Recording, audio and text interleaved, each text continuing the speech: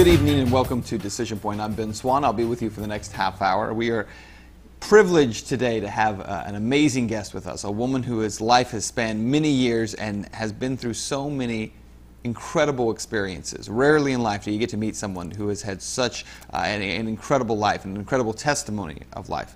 Sara Hauptman is with us today. And Sara, thank you so much for being here. We appreciate it very much. You're welcome. Sara is a Holocaust survivor. She survived the Nazi invasion, concentration camps. She's also was a lion tamer at one point, and that was her cover, if I understand correctly, as part of the resistance to the Nazis. Right. And there's so much to this story, so I want to start at the very beginning, Sara, and just kind of go through it. We're going to tell you also more about her book. She has a book out. It's called The Lioness of Judah, a Jewish lion tamer's memoir of resistance and survival. We're also going to tell you how to get a hold of a copy of this book. It's an incredible story and incredible journey. But Sara, let's begin here. The book starts when you're living in Paris. Yeah. What year was this? Was in 41. 1941. 41, yeah. And the Germans had just came to town. Come through town in Paris. Yeah. Tell us about, you were arrested, and the book begins with the first time you were arrested. What happened?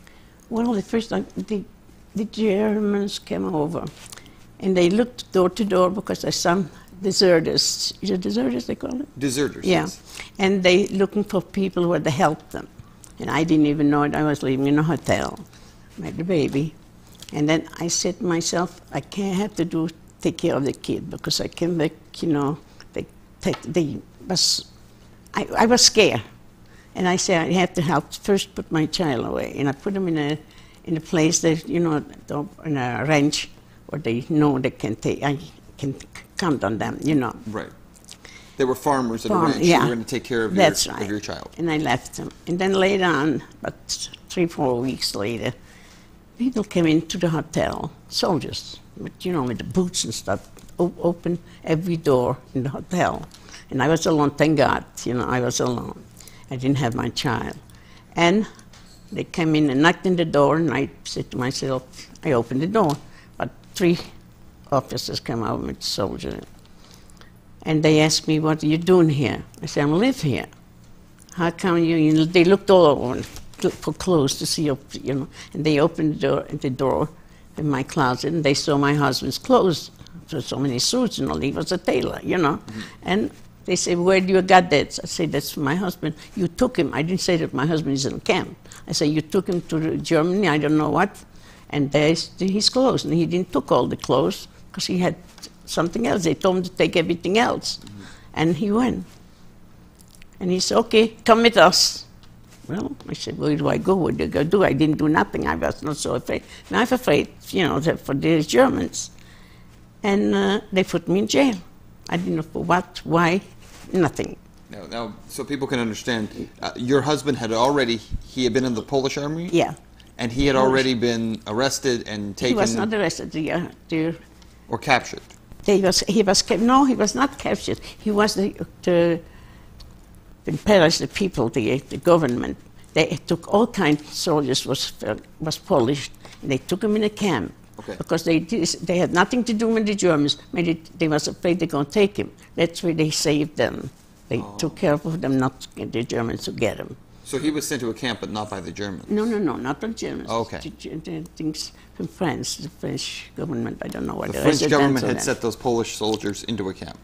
Well, they took them from the Germans. Okay. You know, not to send them to Germany. Right. And so you had gone to I know it. Paris. Yeah.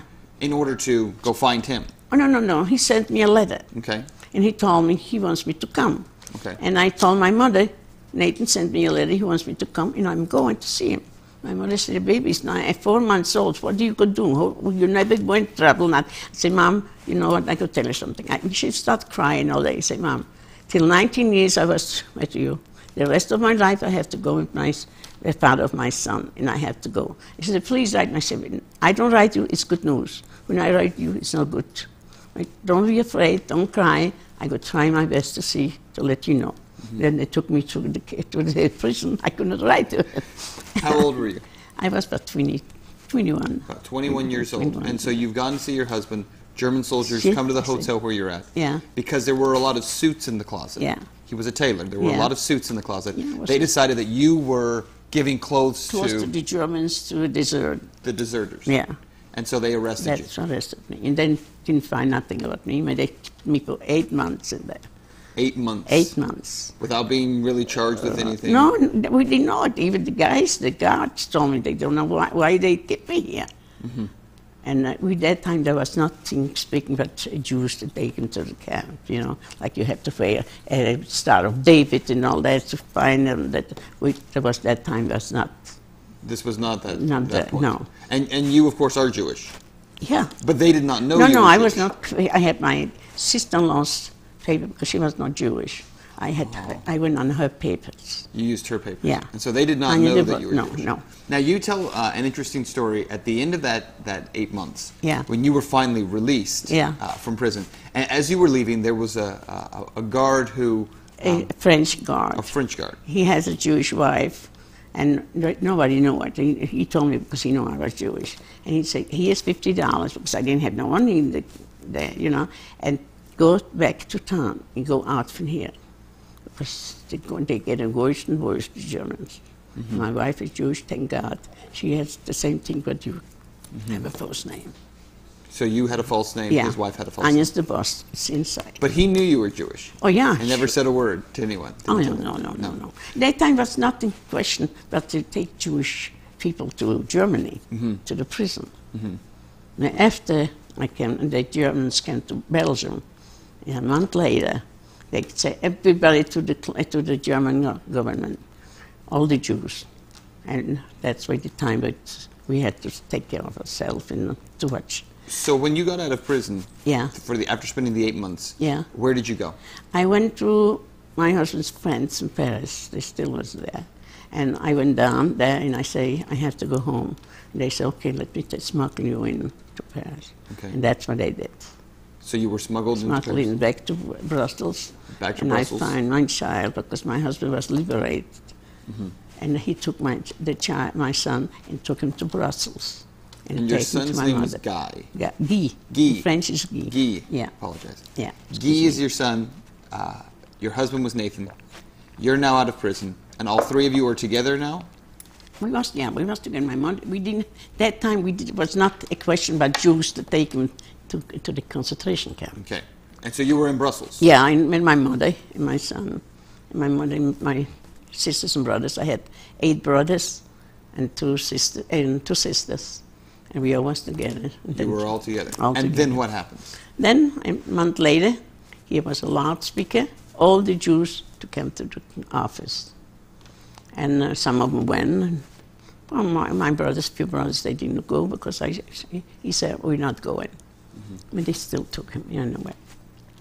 And we went up to the office. We had to sign in, and he gave us a Star of David to wear it. And we have to be 6 o'clock in the house. We cannot go out no more because they went house to house to pick up the people. And when they say you have to be in the house 6 o'clock, they get them, you know. And some of them didn't let it. Went away, who saved themselves. We went to jump in the roofs from one roof to the other, when the Germans came, knocked on the doors, door to door, to take the Jews out. Incredible. Yeah. So they came knocking door to door? Door to door. To arrest all the Jews? Yeah. They took my mother, my 3 brothers, and they took them. And later on, in 1942, my husband they took my husband. And I still was working in the underground because I had to get some papers, signed papers for them, false names. So at this time, as your mother, your brothers, and your husband are being taken, you're working in the underground for the resistance. Yeah. How did you become involved in working with the resistance? Well, they knew me again because I helped every time some people. I went to make some papers for one of my brothers. And I made papers, and then they know already who helps or not. We are, but 13, 14 people was working in my group, So the word kind of got around yeah. that if you needed And then papers. I went to the courthouse, and they know me very well. They said, Sarah, you have to help us, the director and the things. And he said, I said, what should I do? And he said, I want you to help us.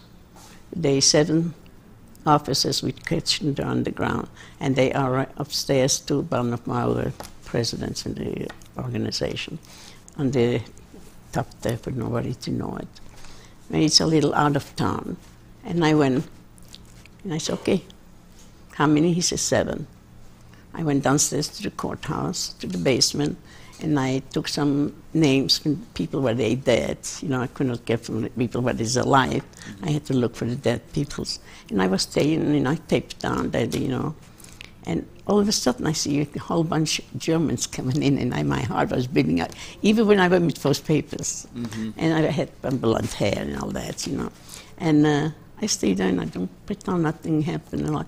And my stomach was hurting so hard that I could not stand. They passed by, they didn't ask nothing, because I worked in courthouse, you know. I didn't have my name, my things used of the Sara David. They didn't know, you know. And I do it. And I went to John Market, the president, you know, on the ground, and I went to see him. He was an elderly man, you know. And there was his granddaughter, little granddaughter there. And I was afraid that when they catch us, you know, they catch her, she could tell everything.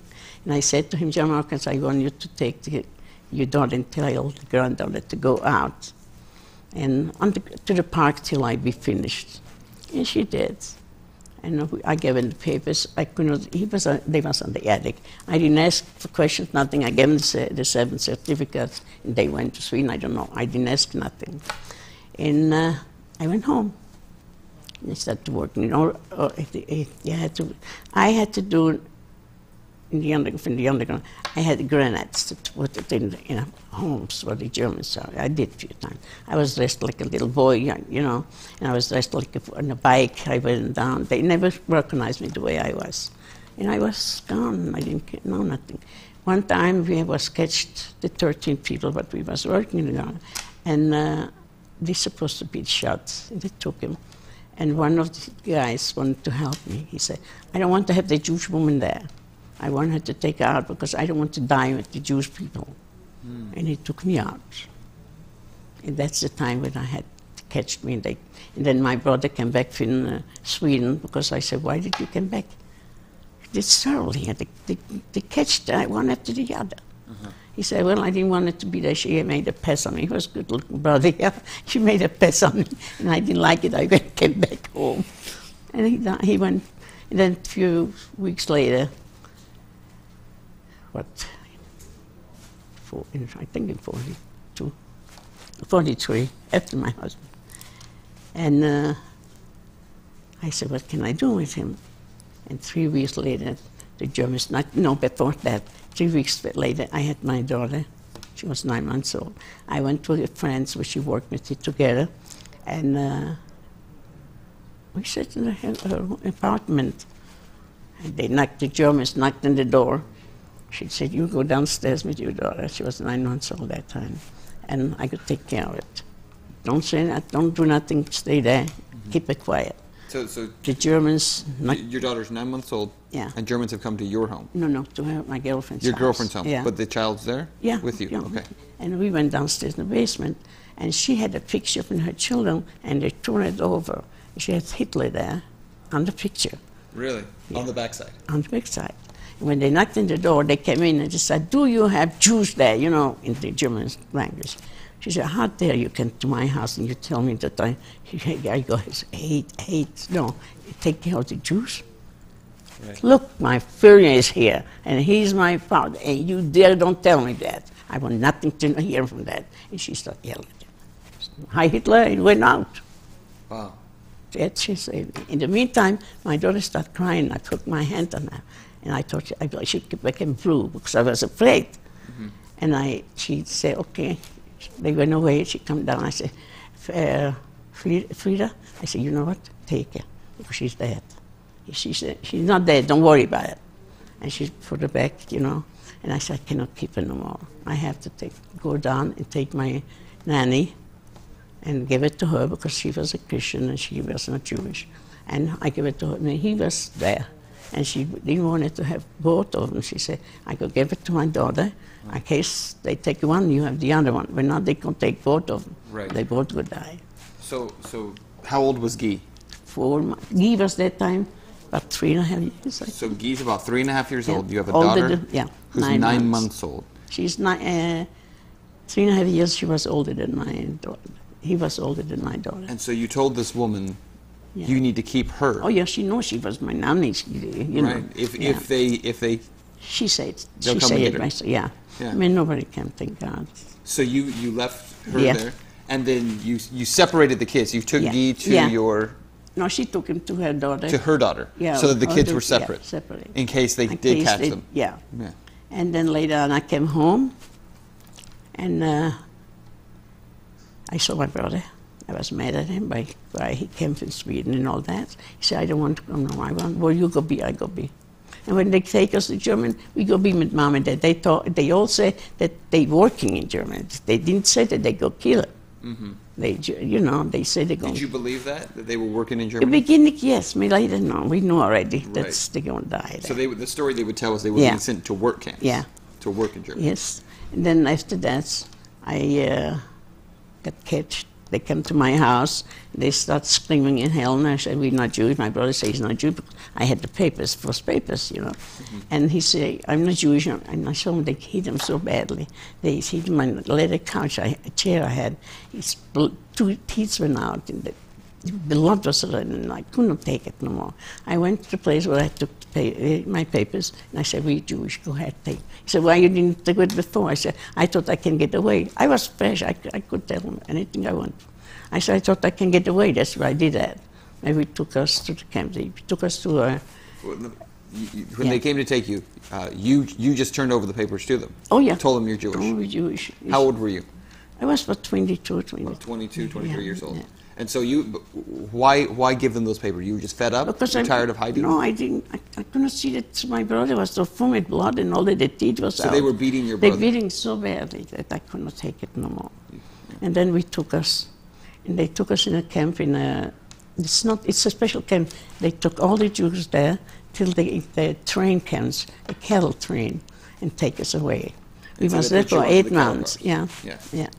So the original camp they took you to, was that almost like a holding camp before you were sent? It's a ghetto.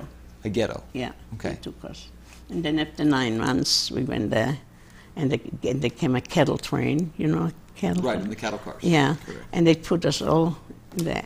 When you were loaded into a cattle car, we've seen pictures. What was that like? We didn't see nothing. We only see we're going to die. Yeah. Because half of them died anyway. They put it in a kettle, over 100 people, no toilet, no water, nothing in a barrel, and they tell, like, you can go there. Nobody went. People died, half of them died. And they couldn't breathe, they couldn't have no water, nothing. I don't know how I left. I tell you the truth, I don't know how I came to the... When they would load you into the cattle cars, how many, I mean, it's just cramped, everyone standing, shoulder to shoulder. Yeah.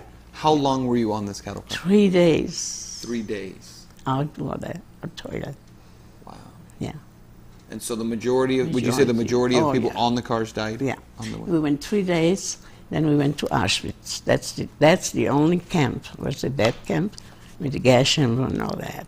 And they put the numbers on there. The other camps don't have that. Auschwitz. Yeah, Auschwitz. Was certainly is probably the most famous. Yeah, camp. Yeah, that's the famous camp. That's the only camp. At the time you were being taken there, did Auschwitz have a reputation? Did you know where you were headed? Oh, yeah, we knew already we're going to go there. We're going to be dead. When we came in, they put us in a line, and everybody had to take out the clothes. Every single thing, naked. Can you imagine people staying with old people, maybe children, all that? Have them had heart attacks, the old man stand. We came in, we took everything out. There was a man coming, a capo. You know what a capo is? No. Okay. He's working for the Germans, okay. And he do the dirty work. Okay. That's called capos. The capos? Yeah. They did the dirty work? That's right. Killing, doing everything. Okay. And they came with a pair of scissors, cut your hair, everything, all over. Okay. So this is when you first get there? Yeah, to stay in the line. You stand in the line, they shave all your hair off? Everything. Then there's another capo comes with a pair of pliers. And not very clean pliers, you know. They dirty. Right. There's nothing there. and they open your mouth and see how you have the golden crowns, and they take them out. The one with you cannot take me the crowns, they take me with the tooth out. The whole tooth? Yeah, Okay, they took 3 of them of mine and 1 with a tooth. You're standing in a line. Yeah. The first capo comes, Yeah. cuts all you're standing there naked. Naked, yeah. They cut all your hair off. Yeah. The second capo comes with a pair of pliers. Yeah. To remove any golden crowns. Yeah. And if they don't take the crowns out, they just take the whole tooth. That's when they took 1 from me and all the 3 golden crowns. So they remove the And total... you don't have no water. You don't speak out. You swallow your blood and everything. Right. And then all of a sudden there's another transport camp, and there was with children. There was a 9-month-old little baby. And you know Mengele, did you hear about Mengele? Joseph Mengele. Yeah, they took dogs, and they took the little baby and threw him in the air and put a bullet in the head and put all things. And you cannot cry, you cannot say nothing. So they're tossing babies into the air. Only one I saw. One, you saw. Yeah. And they shot it in the air, in the head. In the head. And it was fed to the dogs? The dog didn't touch him. Oh, the dog didn't touch him? No. Only they touch him when you walk, when you're standing in the line and you go close to somebody and the dog go close to you. That's it, you know. And then it was awful. They took all the clothes what you have, the jewelry and everything, because they said to you, take everything what you have, jewelry and everything. And we didn't know. We thought we go keep this over there. Mm-hmm. So everything that belonged to you was taken from you? Everything. Yeah. Including, as you said, your hair, your identity. Everything. Yes. When you arrived there, that's perfectly right. When you arrived there, the people with you, you said you can't cry, you can't speak up, you're swallowing your own blood. There were people surely who were breaking down, who were crying, who were died. Oh yeah. Right, but the people who arrived, well, what happens to those people? Okay, they select everybody. Every 5 minutes is a selection. The elderly with the children, and they said the people, elderly people, where they have the children with the young people, to give the children to the elderly people. We thought, that's what we was thinking, that they're going to be in the camp and go take up the kids. Mm-hmm. But it was not that. Mm-hmm. They selecting a whole half of them. They select 3,500 people in Belgium, from Brussels. They came with us. We only 19 came into the camp. The rest went all to the gas chamber. 3,000 people from Brussels? Maybe 5,000, 6,000 people transferred all over. Right, and only 19 of you? 19, and we stayed. Only 7 was alive. And when you say they went straight to the gas chamber, this is when they came off the cattle cars, they were just directed? No. We stay in the line. Okay. And if in the line, they select you. They take you away. We don't know where they go. We thought they went into the camp. Mm-hmm. And then when we went, it's the same room where they had the gas, we got water. We got the shower. And we didn't know. They took us in. We was only about 500 in the 10,000. And we went in there in the camp. Only about 200 went in the camp with me, but I went. I went to barracks D. And thousands going straight to the gas chamber. Straight to the gas chamber. There was all children, elderly men, and all the elderly people. They straight to it. And we smelled that when we went to take the shower. They took us there. Incredible. And then they took us to a barrack. It was terrible. We had bunkers, and we on the straw there, you know. And then they lay there, 12 people in one thing. They lay like that, you know, like fish, like feet ahead. Yeah. 12 people. Yeah. And when you move, you have to, all the 12 have to move. When not, you fell down, and you fell on the bricks there, and, you know, and you die. And every 3 hours, they make a selection. You have to get out. Rouse. When you don't want to rouse, the people was longer than we are. When you don't want to get out from the bunker, there's the couples take it like a broomstick, put on your head, and you have to go. When it's time to go. Yeah. And then they put into the gas chamber. How long would you sleep when you were allowed to sleep? Oh, maybe every hour, maybe 12, how long, depending on Mengele. What he decided. Yeah. We're very close to being out of time for this week. Yeah, okay. We're going to do much more next week on this and hear more of the story, because you had you were part of some of the experiments that Joseph Yeah. Mengele did. For Yeah. folks who are familiar with that name, you know that Yeah. Mengele was a madman, Yeah. but he performed a lot of experiments on people. We're That's going to right. talk about I that. could not have children no more when I came out. We also want to talk to you more about the Auschwitz experience, what you went Okay. through there, as well as afterward, because you worked a lot with survivors of the camps Yeah. and the Allied forces. Yeah. And I also want to talk with you next week also more about your time as a lion tamer, because what an incredible story that is. The whole thing is just amazing. Before we go this week, we have about 2 minutes. I want you just to share, in case people aren't able to see next week, how important, how critical is it that people today do not forget the evil of just a few decades ago? Yeah. How important is that? It's very important. That's why I'm still speaking in the schools, in every place. I speak in Colorado. I was living in Colorado Springs for 4 years, and I speak there for 20 years. Yeah. And they all, even in the schools, in the high school, college, in every place, not one of them can say that it's happened. Then there was exchange of students in Colorado. And it's boys who was there, they told, in the school when I was speaking, it's never happened, she's a liar. Wow. And, you know, some of them wanted to hear him. I said, no. I said, I'm a liar? You was not sitting outside with me, and I went outside when I came to work. Your mother and everybody was sitting in this thing and laughing. You said that the Jews, they still there of them. And you came to me, and I told him, get the hell out, excuse me, get the hell out of here. And then he wanted to apologize. I said, don't expect you to sound like that. Mm-hmm. And you don't come no more to the schools and say that. Too often you hear people say today Oh, that it yeah, didn't happen, a lot of them. that it's not true. They wanted to say it. They know. Look, I speak to Germans, and they know it was camps. Right. How can they say it's not a camp? Yeah. The Germans, I speak to them. Does it boggle your mind to think that people would say that? Yes, it bothers me. I tell right away when I speak, you know, when I have the Soldiers' Day and I have to speak, I say, I don't blame you. I'm sorry that you have to go through. You go enough through when you know that your father did that to us. Yeah. I'm sorry, you didn't do it. You don't have to feel sorry.